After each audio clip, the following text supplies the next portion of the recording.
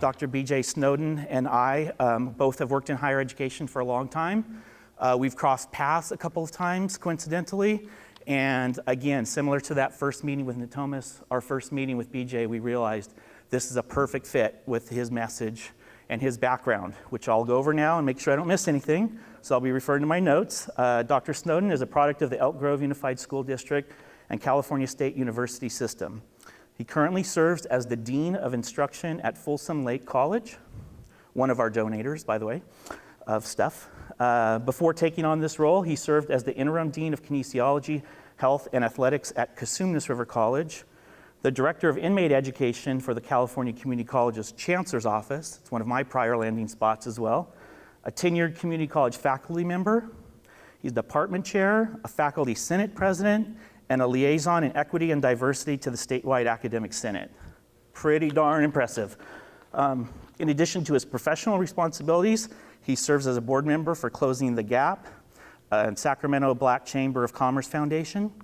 He's an active member of the Sacramento Alumni Chapter of Kappa Alpha Phi Fraternity Incorporated, a Class 6 Fellow of the Nehemiah Emerging Leaders Program, and a current fellow with the American Leadership Forum's Mountain Valley Chapter.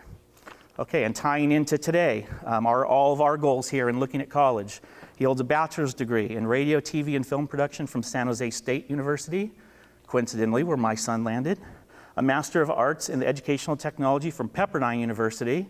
So now we've got the 2-year public, we've got the 4-year public, now we've got a private university as well, and a doctorate of education in international and multicultural education from the University of San Francisco. So impressive and an overall good guy, and I'm happy to introduce to you Dr. BJ Snowden to get us started. Good morning, everyone. Good morning. Okay, Natomas, this is what I'm talking about.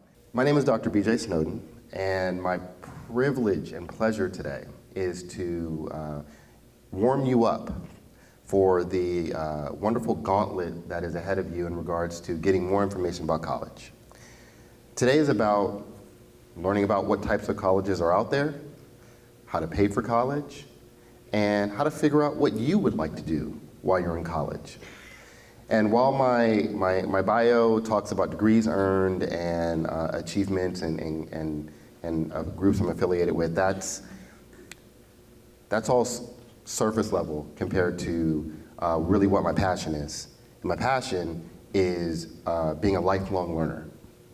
And I want to talk a little bit about that idea of being a lifelong learner and how where you are right now for the students in the room is a very critical stage for you in regards to the next steps in your life, the next steps in adulthood. And no matter where you're sitting, whether you're a younger sibling or you're a junior or a senior, this is a heck of an opportunity to get a lot of information to help clarify what can be a very complicated experience. So I'm going to talk for a little bit about the idea of being a lifelong learner, and then I'm going to open this up for some questions that the audience may have, and then I'm going to do my very best to make sure you are still on time and stepping out of here to hit those very important workshops so that you can get through the day and really interact with not only one another, but with the staff. That sound okay to you? Okay, the energy's good. Don't let it go down. I still need it. So anyway, so the idea of a lifelong learner, what does that mean? So to me, being a lifelong learner means not just going to classes and books, but it means I've made a commitment throughout my life to continue to grow intellectually as a person, to try new things, to follow my interests, to follow my passions, and to forever be committed to evolving. So evolving allows me to not only think about personal life, but career, interactions, how I move through this world, how I move through this space. And what triggered my interest in being a lifelong learner was actually college. The idea that I could go to a place, and while some programs are designed to help you find a specific job in a specific area in a specific career, some elements of college are actually designed to help you explore anything that you're interested in. And I really want to tap into that idea of anything that you're interested in. just by a show of hands to get the students a little active, how many of you already right now know what you want to do for a living? Let me see your hands.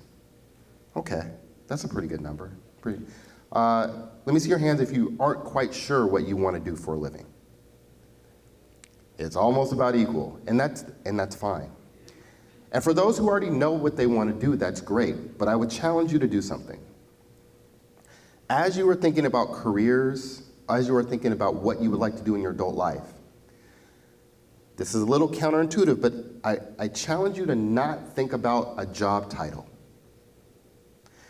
I challenge you not to think specific. I challenge you to think broadly. And what I mean by broadly is I'm challenging you to think about what you're interested in. If you decide that you would like to be an auto mechanic, and that's your career path, that's exactly what you want to do, why? Ask yourself why. Is it because you love cars? Is it because you like the structure of that type of daily work, that daily job where you know where you're going to be all day? You have a very regimented schedule. You'll always be busy. You like to work with your hands. Why? Ask the why. Not just because of a salary. Not just because it's something easy. Because when it comes to college and when it comes to training for a career, when it comes to finding your pathway, doing it for the money will never motivate you to the end. Doing it for a title will not be enough to get you through the challenging courses and the challenging times and the long period before you begin until you end. What actually will motivate you and get you through the end is following your interest and following your passions. Following the things that you consider hobbies or that you consider fun. Following and taking courses and learning more about areas that interest you, that can take you further. That should be the motivation for deciding what areas you'd like to study in higher education, because in all honesty, the world is open to you. The second challenge I would have for you is that if you are going to go into this open-minded and you are going to think about it as your interest and follow your interests, don't second-guess yourself. And I have a fun story because I'm a person who it took a while for me to find my interests. Let me tell you where I was in high school. I was a 2.4, 2.6 student. My interests were video games, going to the movies, and watching TV. That sound familiar to anybody? When I first started college, I decided that I was going to become a government major because government sounded official. It sounded like there'd be jobs at the end, and it sounded like something that would be respectable. I failed my first government class. Not metaphorically, I literally got an F. Then I thought, well, maybe criminal justice. Maybe I can go to criminal justice and that'll be, something respectable. There's a whole bunch of career ideas in there. Yeah, I didn't do so well in criminal justice either. Because what were my interests? Watching TV, going to the movies, playing video games, being creative. Those were my interests. It wasn't until my fifth major, I'm gonna say 5. It wasn't until my fifth major that I discovered a program called radio and TV film production. And I went to go talk to an advisor and I said, what can I do with radio, TV, film? And his answer was, what can't you do? What are you interested in? What do you want to follow? Where are your interests? And I said, well, I like going to the movies, I like watching TV, and I like playing video games. He was like, what are video games? Well, that's a silly question. Video games are things that you play. No, but what are they? He broke it down a little bit. He said, video games are stories. Video games are long stories. If you think about it, for some of you who are gamers, video games are more complicated than most TV shows and movies in regards to storylines. He's like, what is TV? I was like, well, that's just like video games. It's a story, right? You're watching people act out things, and you're in a creative, fictional world for most cases. And he was like, yeah. What are movies?